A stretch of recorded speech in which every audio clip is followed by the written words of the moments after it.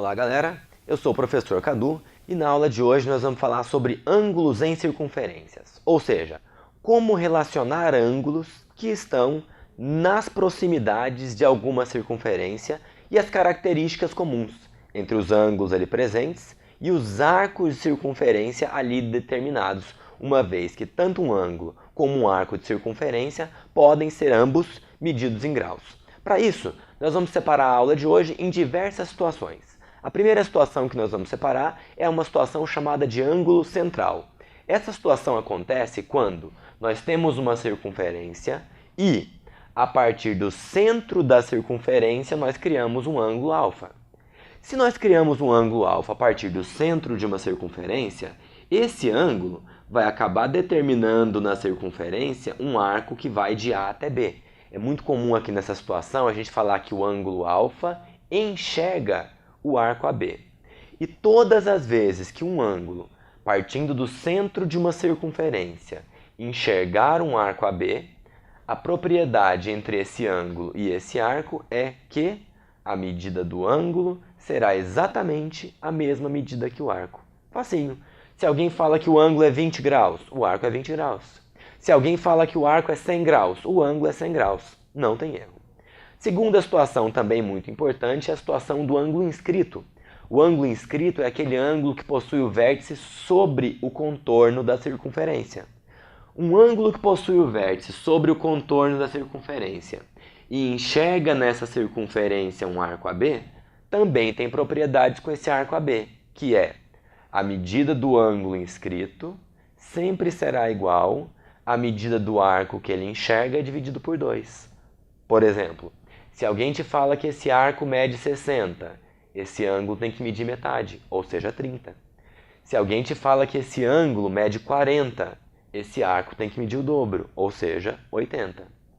Terceira situação, que é do ângulo interior ou excêntrico interior.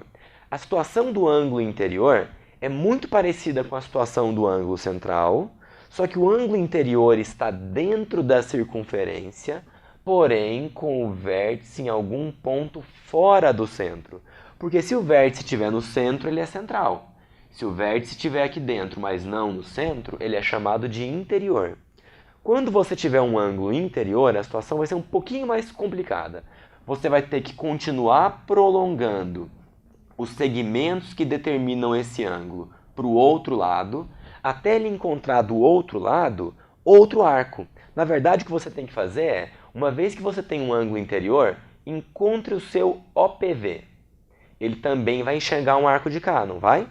A relação entre esse ângulo alfa e os dois arcos que ele enxerga é o ângulo alfa é a soma dos dois arcos que ele enxerga, o AB mais o CD, dividido por 2.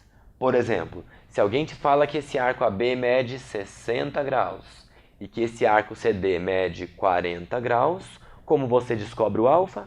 É só fazer o 60 mais o 40 dá 100, dividido por 2, 50. Certamente, numa situação como essa, esse ângulo alfa mediria 50 graus.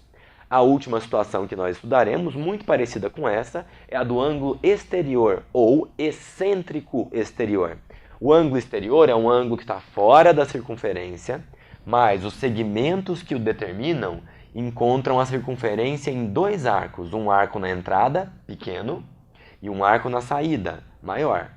Sempre que você possuir um ângulo exterior como esse, a medida desse ângulo será a medida do maior arco que ele enxerga, menos a medida do menor arco que ele enxerga, dividido por 2. Por exemplo, se esse ângulo mede 120 graus e esse arco mede 40 graus, quanto mediria esse ângulo? Simples. Faz esse arco menos esse. 120 menos 40 dá 80.